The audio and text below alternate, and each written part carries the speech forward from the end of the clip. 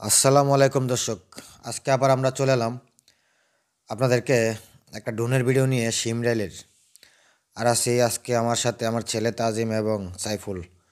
ড্রোনটা উড়িয়ে দিলাম সিমরাইলের আকাশে টাইস মসজিদের পাশ থেকে। এটা নাকি সিমরাইলের টাইস মসজিদ বলা হয় এই মসজিদটাকে। আর যেহেতু আমরা মসজিদের উপর থেকে সাইড থেকে ড্রোনটা উড়িয়েছি, তাহলে দেখি আসলে মসজিদটা কেমন দেখা যায়। ওই জন্য একটু দূরে চলে গেলাম। আসলে আপনার অপোজিট থেকে সূর্যের আলোটা আসতেছে, ওই জন্য হয়তো সুন্দর লাগতেছে না। তাই আবার চলে এলাম মসজিদের কাছে। আর মসজিদের কাছে এসে মসজিদটাকে একটু সুন্দর করে দেখানোর চেষ্টা করলাম। দেখি কেমন দেখা যায় মসজিদটা উপর থেকে। এটার নাম হলো টাইস মসজিদ সিমরাইল। এটা সম্ভবত সিমরাইল উত্তরপাড়া, কারণ সিমরাইল কিন্তু অনেক বড়। তো আমরা আসলে এখানে দাঁড়িয়ে, এই যে মসজিদের এখানে দাঁড়িয়ে আছি, তো এই মসজিদ থেকে আমরা চেষ্টা করতেছি এখন মেহারির দিকে যাওয়ার জন্য। এই যে রাস্তাটা দেখতেছেন, এটা কিন্তু মেহারির দিকে চলে গেছে। আর ওই দিকে যাওয়ার উদ্দেশ্য হলো ওইদিকে নাকি আপনার এই সিমরেলের যে স্কুলটা আছে, স্কুলটা নাকি ওইদিকে। আর তাই ওই জন্য এই বাড়িগুলোর উপর দিয়ে চলছি আমরা একদম মেহারির দিকে। তো দর্শক, আপনাদেরকে বলি, আমি কিন্তু প্রতিনিয়ত আপনাদেরকে বলে থাকি, কারণ আমি চেষ্টা করবো ব্রাহ্মণবাড়িয়া জেলার প্রত্যেকটা গ্রাম ড্রোন দিয়ে ভিডিও করে আপনাদেরকে দেখানোর জন্য। তবে আপনারা আমাকে সাপোর্ট করতে হবে, ভিডিওগুলো শেয়ার করতে হবে এবং কমেন্টে আপনাদের মতামত জানাতে হবে। তাহলে হয়তো আমি প্রত্যেকটা গ্রাম তুলে ধরতে পারবো আপনাদের কাছে। তো দেরি না করে হাতের ইশারায় একটা শেয়ার করে সাথে থাকবেন, প্লিজ প্লিজ। তো এই যে দেখেন, আমরা দেখতেছি এখন আপনার এই যে সিমরাইলের যে স্কুলটা, এই যে দেখেন, যে নিচে দেখা যায় এটা হলো স্কুল। আর স্কুলের অপোজিটে আপনার দেখা যায় এই যে এটা একটা ঈদগাহ। ঈদগাহ না, যে ঈদগার মধ্যে বাঁশ কুপতেছে মনে হয়, এখানে মাহফিল হবে সম্ভবত। ওই জন্য বাঁশ করতেছে, কাজ চলতেছে এখানে কিসের যেন। তো আমরা এই যে সামনের দিকে যাচ্ছি। এই যে সামনের দিকে গেলে কিন্তু আপনার, এটাও আমি জানি না আসলে, এটা মনে হয় যে আমার সিমরাইল নাকি এটা মেহারি, না সরি, আমার মনে হয় যে এটা সিমরাইল হবে। এটা সিমরাইল মনে হয় যে একদম উত্তরপাড়া। আর আমি যেখানে, যেহেতু বাজারটা, আমি যেখান থেকে ড্রোনটা উড়িয়েছি বাজারের পাশাপাশি ওই যে টাইস মসজিদটা, সম্ভবত এটা হবে মধ্যপাড়া। তো সিমরাইলটা কিন্তু দর্শক অনেক বড়। তো ওই জন্য আমরা এই টাইস মসজিদটাকে লক্ষ্য করে ওই টাইস মসজিদের এখান থেকেই ড্রোনটা উড়িয়েছি। তবে আরেকটা কথা দর্শক, আমি কিন্তু কুটি বাজার থেকে সিমরাইল যাওয়ার যে রাস্তা আছে, ওই রাস্তাটা সহ ভিডিও করেছি। আপনার এই বাইক দিয়ে যখন গিয়েছি অ্যাকশন ক্যামেরা দিয়ে, ওই ভিডিওটা আপনারা পাবেন এই চ্যানেলে। পেজটাকে ফলো করে সাথে থাকবেন। আর যদি আপনারা ইউটিউবে দেখেন, ইউটিউবটাকে সাবস্ক্রাইব করে সাথে থাকবেন। তাহলে চলুন আমরা একটু রাস্তাটার একদম পূর্ব পাশ দিয়ে আমরা এখন আবার যে বাড়িঘরগুলো আছে, ওই বাড়িঘরগুলো একটু দেখে আসি। এই যে দেখেন, ওই যে বাড়িঘরগুলো অনেক সুন্দর লাগতেছে, দেখেন। তো আমরা কিন্তু এদিক দিয়ে একদম চলে যাব আপনার সিমলার যে বাজারটা আছে, বাজারে। তো আস্তে আস্তে আমরা এগাচ্ছি বাজারের দিকে।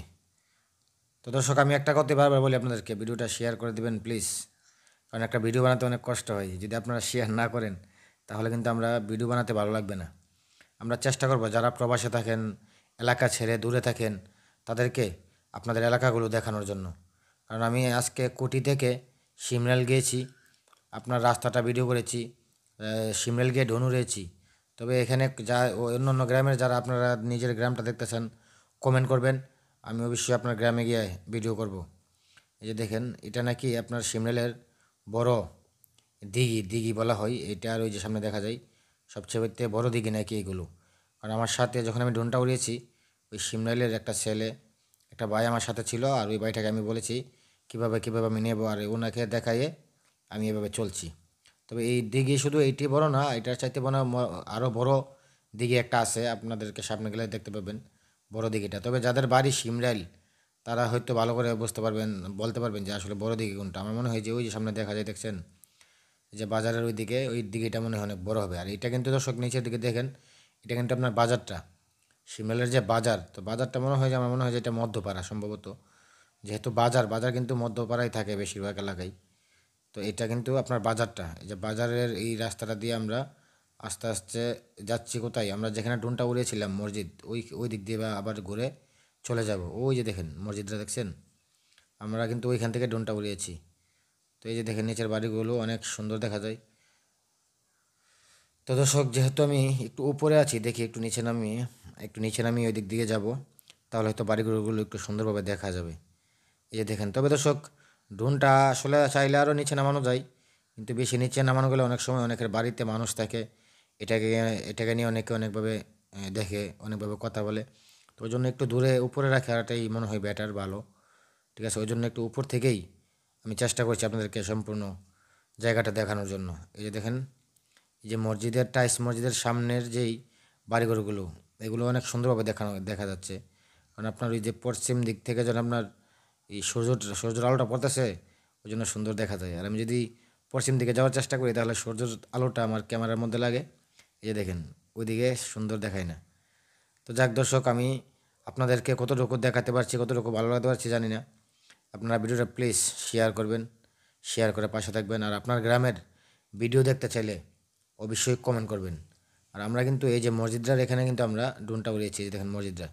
তো আমি বারবার চেষ্টা করছিলাম এই মসজিদটাকে একটু সুন্দর করে দেখানোর জন্য, কিন্তু মসজিদের আশেপাশে আপনার নিচে দেখা যায় যে কারেন্টের তার আছে, আবার অন্য অন্য দিক দিয়ে দেখেন একটা সুন্দর বাড়ি করা আছে। তো আসলে অনেক সময় অনেক বাড়ির ছাদে মানুষ থাকে, তো ওই জন্য বেশি একটা নিচে নামানোর চেষ্টা করলাম না।